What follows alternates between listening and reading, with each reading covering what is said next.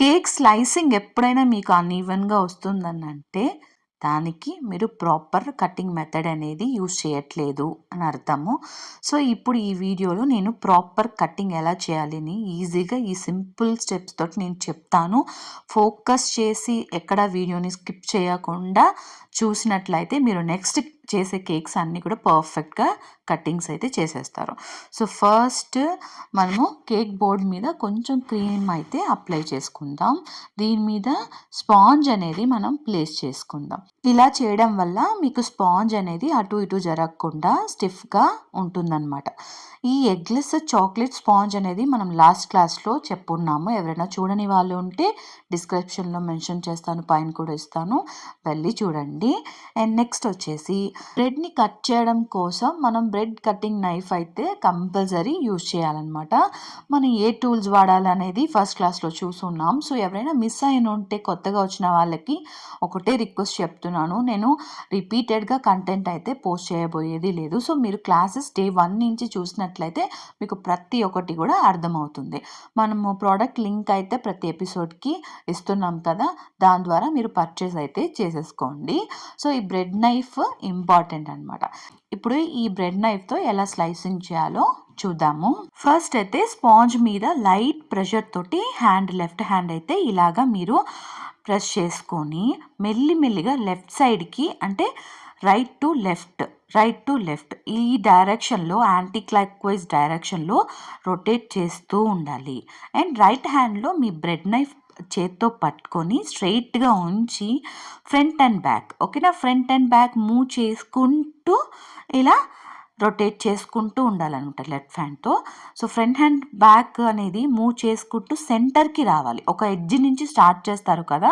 So, అదొచ్చి సెంటర్‌కి రావాలి. So, both hands use చేసి లెఫ్ట్ సైడ్ రొటేట్ చేసుకుంటూ ఉండాలి. రైట్ సైడ్ అయితే ఫ్రంట్ అండ్ బ్యాక్‌కుంటూ రావాలన్నమాట. అలా మెల్లిమెల్లిగా అవుట్ సైడ్ నుంచి మీరు లోకి వచ్చినట్లయితే మీకు పర్ఫెక్ట్ స్లైసింగ్ అనేది వస్తుంది. ఇప్పుడు ఎలా చేయాలో నేను చూపిస్తాను. దీన్ని చూసి మీరు ప్రాక్టీస్ అనేది చేయండి. ఓకేనా? స్పాంజ్ టాప్ సైడ్ డోమ్ షేప్‌లో ఉంటుంది కాబట్టి మనకి ఫ్లాట్ షేప్‌లో కావాలి. సో, ఈ డోమ్ షేప్ ఎంతవరకు మనకి ఉందో ఆ ఎడ్జ్ నుంచి మనము లైట్‌గా ట్రిమ్ చేసుకుంటున్నాం అనమాట. సో, చూడండి నేనేం చేస్తున్నాను లెఫ్ట్ హ్యాండ్‌తో లెఫ్ట్ సైడ్ రొటేట్ చేసుకుంటున్నాను. And right side front and back move చేసుకుంటూ సెంటర్‌లోకి వచ్చాను. సరేనా? ఇదే ప్రాసెస్‌ని మీరు మిగతా 2 లేయర్స్ కూడా కట్ చేసినట్లయితే ఈవెన్‌గా వచ్చేస్తుంది. ఇప్పుడు దీన్ని 3 పోర్షన్స్ ఎలా చేయాలో చెప్తాను. ఫస్ట్ పోర్షన్ అయితే మనం ఒక లెవెల్ కనుక్కొని ఇలా పెట్టుకొని చూసుకోవాలి. ఫర్ ఎగ్జాంపుల్ ఈ లెవెల్‌కి నన్ను ఫస్ట్ లేయర్ అనేది కట్ చేసుకుంటే రిమైనింగ్ లెవెల్‌లో 2 లేయర్స్ వస్తాయా లేదా ఒక అజంప్షన్ అనేది చేసుకోవాలి. ఒకవేళ నేను ఇక్కడికి పెట్టుకున్నాననుకోండి, ఇది చిన్నదిగా ఉంటుంది. ఇందులో టూల్ అయితే మనం చేయలేం. ఈ విధంగా ఆలోచించి ఏ లెవెల్‌కి కట్ చేస్తే మనకి 3 పీసెస్ అనేది క్రియేట్ అవుతాయో సెలెక్ట్ చేసుకొని చేయండి. సో, ఇప్పుడు కటింగ్ అనేది ఎలా చేసుకోవాలో చూడండి. మళ్ళీ చెప్తున్నాను నేను. లెఫ్ట్ హ్యాండ్ తోటి లెఫ్ట్ సైడ్ మెల్లిమెల్లిగా ఇలాగ రొటేట్ చేసుకోండి. అండ్ కేక్ అయితే ఇప్పుడు నేను ఫ్రంట్ అండ్ బ్యాక్ యూజ్ చేసి ఒక సర్కిల్ అయితే ఫామ్ అయిపోయింది. కట్ చేసుకుంటూ ఎక్కడ స్టార్ట్ చేశానో అక్కడికి రీచ్ అయిపోయానమాట. ఇప్పుడు మెల్లిమెల్లిగా ఇంకొంచెం నైఫ్‌ని లోపలికి జరుపుకుంటూ వెళ్తాననమాట. సెకండ్ టైం కూడా ఇంకొక రౌండ్ వేసుకొని వస్తాను నేను కట్ చేసేటప్పటికి. నాకు ఓవరాల్ కట్ అయిపోతుంది. ఇప్పుడు చూడండి ఈజీ అయిపోతుంది. సో, ఈ విధంగా ఫస్ట్ మీరు బ్రెడ్ ఫుల్‌గా ఒక రౌండ్ అయితే క్రియేట్ చేసేసుకోవాలి. తర్వాత కొద్దిగా లోపలికి జరిపి నైఫ్‌ని మెల్లిమెల్లిగా సెకండ్ హాఫ్‌ని కూడా కంప్లీట్ చేయాలి. సో, ఈచ్ స్లైసింగ్ చేసేటప్పుడు 2 రౌండ్స్ పడతది మీకు ఓవరాల్‌గా చూసుకుంటే. సేమ్ మెథడ్ ఇప్పుడు మళ్ళీ యూజ్ చేసి చూపిస్తున్నాను. కేర్‌ఫుల్‌గా వాచ్ చేయండి. ఇప్పుడు మిగిలిన దాన్ని 2 పీసెస్ ఈక్వల్‌గా ఎలా చేయాలో చూసుకొని ఒక లెవెల్ సెట్ చేసుకొని నెక్స్ట్ లేయర్ అనేది సేమ్ మెథడ్ యూజ్ చేసి సో, పైన చేయి పెట్టుకొని మెల్లిగా లెఫ్ట్ సైడ్ రొటేట్ చేసుకుంటూ ఫ్రంట్ అండ్ బ్యాక్ అనేది ఫస్ట్ ఔటర్ సైడ్ బ్రెడ్ మొత్తానికి ఔటర్ సైడ్ ఒక మార్క్ అనేది చేసేసుకోవాలి బ్రెడ్ నైఫ్ తోటి.